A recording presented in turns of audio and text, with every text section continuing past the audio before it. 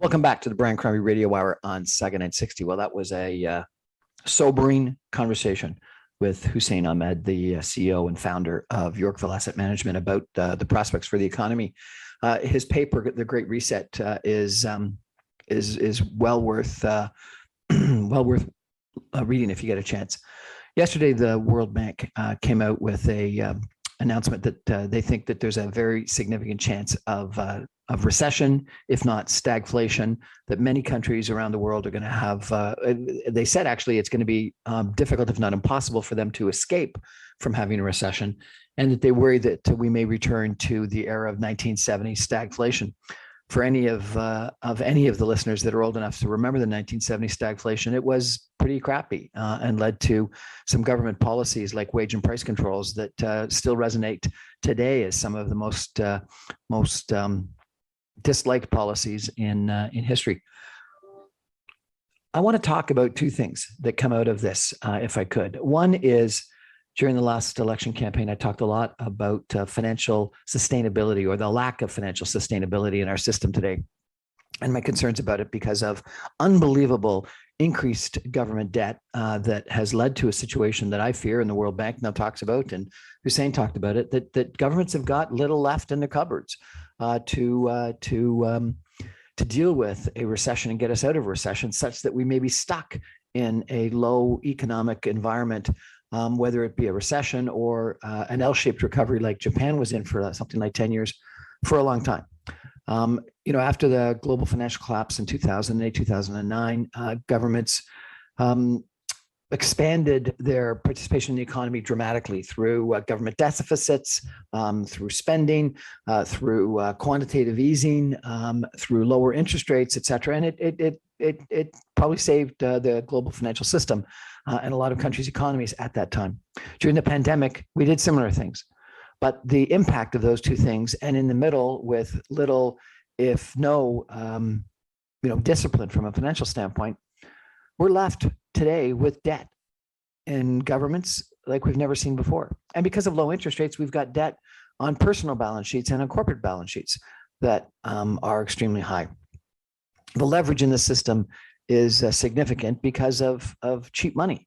And that's led to a problem such that if interest rates go up, which I think they will go up, and I think they'll go up dramatically, how do we pay for it all? So that's issue number one. And I think during the election campaign, nobody was talking about this issue. And if anything, what some parties were talking about was the opposite, which was adding to inflation. The worst thing you can do when the economy is overheating and getting into an inflationary cycle is to loosen up government. And I think we did that. The New Ontario Party was talking about reducing the GST 2 points, which would have been a disaster if we had done that now. And the Conservative Party, the Progressive Conservative Party, did a whole bunch of small things that encouraged people to spend money. They eliminated sticker fees. They eliminated tolls. A whole bunch of they're talking about reducing the gas tax. A whole bunch of little things that this is the wrong time to do it. Keynes, whether you're a Keynesian or not, Keynes, I think, very effectively talked about the party and the punch bowl, and that when the economy is overheating, you got to take away the punch bowl. I think the New Ontario Party, and particularly the Progressive Conservative Party, have been adding to that punch bowl. They've been spiking the punch bowl at the exact wrong time. And so we didn't pay any attention to this issue of financial sustainability. And if anything, what we're doing is we're adding to it from a problem where inflation expectations are going to be difficult, if not impossible, to tame. And someone the other day asked me to explain what the connection was between inflation and interest rates. If inflation is high, everyone will buy now because they're worried that it'll be more expensive in the future. And if interest rates are low, then for sure you'll borrow money today because you're only paying 2-3% on your debt, and the inflation is 6-7%. And so it makes a ton of sense to borrow money today to buy something that's going to be more today that's going to be more expensive in the future. So the only way of breaking that cycle is by jacking up the price of borrowing, which means that interest rates have got to come up closer to the rate of inflation, which is 6-7%.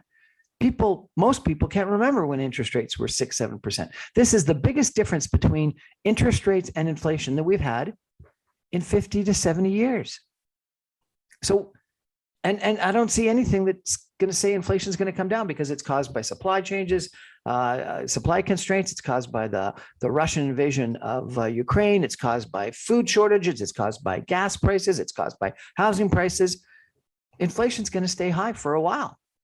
And so interest rates have got to come up, and that's going to hurt the economy. That's going to hurt housing. That's going to hurt a lot of people. And we're not prepared for it. The second thing I'd like to talk about is our productivity. And one of the other things I talked about in the campaign was prosperity for the Ontario economy. And again, no one talked about it during the election campaign. Bill Morneau, just last week, the day of the election, the former Minister of Finance federally came out and said that our governments have been far more interested in redistribution rather than creating wealth.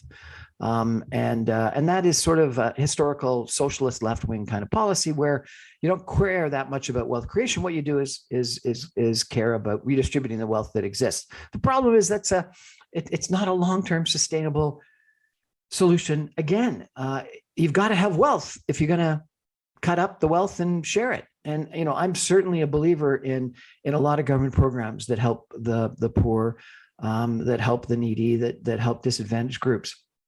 But at the same time, you've got to create that wealth if you're going to cut it up and share it. And if you're only focused on the redistribution, the cutting up and sharing it, the example of you're going to cut up a smaller and smaller pie over time to share it, and you need to make sure that you've got the pie that is healthy to cut up and share. So we've got governments that are not paying attention to inflation, that they're overheating the economy at the same time as they should be cooling the economy, that they've got a problem with financial sustainability, that they aren't thinking about productivity, they aren't thinking about innovation, they aren't thinking about wealth creation nearly as much as they're thinking about redistributing the wealth that already exists. We've got a former Minister of Finance that talks about how our productivity is anemic relative to the United States and elsewhere around the world. We had huge benefits from productivity improvements in the early 2000s from technology, it would appear. What is it today? And at the same time, we are reshoring a lot of production from China, from Vietnam, from India, et cetera, because of tariffs, because of the breakdown of the globalization system, because of protectionism, because of the desire to make sure that we control some of the aspects of our life that during the pandemic we found were controlled elsewhere. All of that's going to lead to lower growth, lower productivity, lower wealth creation, inflation. How do we get out of this? The only way out of this is to have, I firmly believe, a government, an economy, a population that really think very seriously about the economy, about prosperity, about wealth creation. We've been way too focused on just income distribution, redistribution, rather than thinking about how do we actually create wealth. And I think we know how to do it. We know how to do it through clusters, through super clusters, through innovation, through funding research, through hard work.